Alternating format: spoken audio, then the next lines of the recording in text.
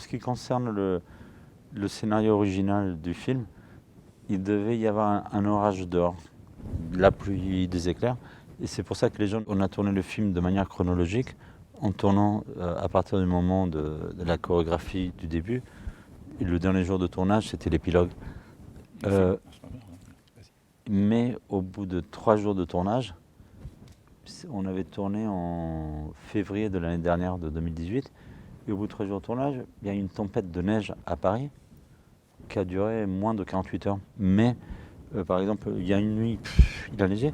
Et l'après-midi suivant, on n'avait pas encore tourné les séquences avec la fille enceinte qui se fait lacérer, etc. Mais il y avait un parc devant le décor avec de la neige, de la neige, de la neige. J'ai dit putain, c'est super joli. Et du coup, j'ai eu cette idée pendant que les gens, toute l'équipe allait dîner. Je dis à mon directeur de prod, est-ce qu'on peut pas faire venir un technicien avec un drone? Et on fait des plans dans l'école. On a fait 2 fois la prise parce qu'il faisait tellement froid. Il a fait, il dit, est-ce que pendant que les autres mangent, tu veux pas te jeter dans la neige 2 fois de suite? Et on a fait des films comme ça, des séquences improvisées avec le drone. Où elle tombe. On a gardé la première prise et après, les autres ils avaient fini de dîner, on se retrouvait. Mais dès le lendemain, je me suis dit, tiens, pourquoi est-ce que je ne change pas les machines à pluie qu'on devait louer par des machines à neige.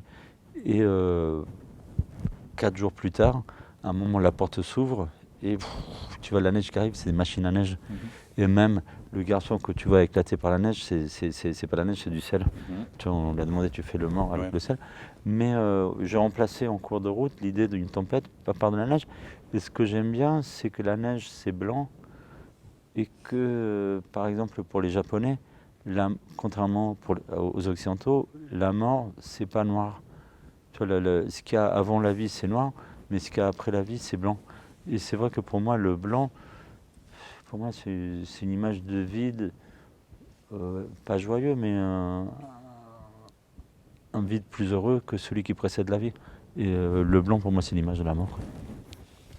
Mais c'est pas inspiré par Shining du tout. Il y a des gens qui me disent, est-ce que Shining, c'est une coïncidence. Il y a des gens qui me disent, est-ce que c'est le lieu fermé avec la neige dehors, c'est inspiré par Shining? Non, c'est juste un concours de circonstances.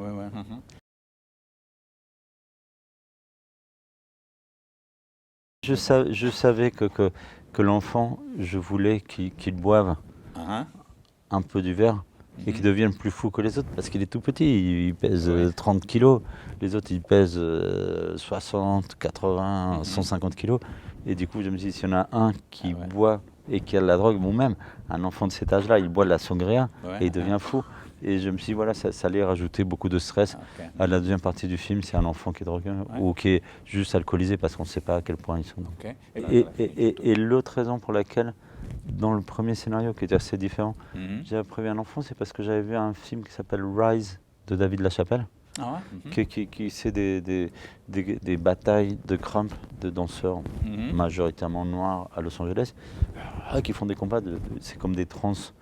Des batailles de trance chamaniques. Et il y a un moment, tu vois des enfants de 4-5 ans qui dansent, mais c'est des génies de la danse.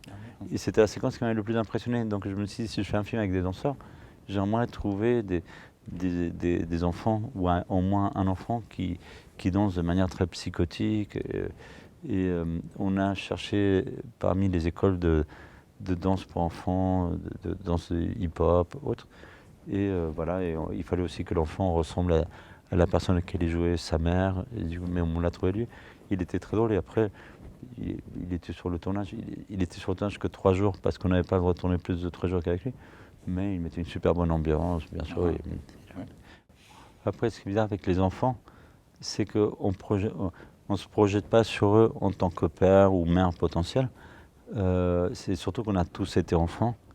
Et qu'on a tous été fragiles quand on était enfant. Donc quand tu mets un enfant dans un film, tout le monde s'identifie avec l'enfant encore plus qu'avec les adultes qui ont une identité plus formée, quoi. Et pour la plupart d'entre nous, on s'est senti plus fragile en tant qu'enfant qu'à l'âge adulte.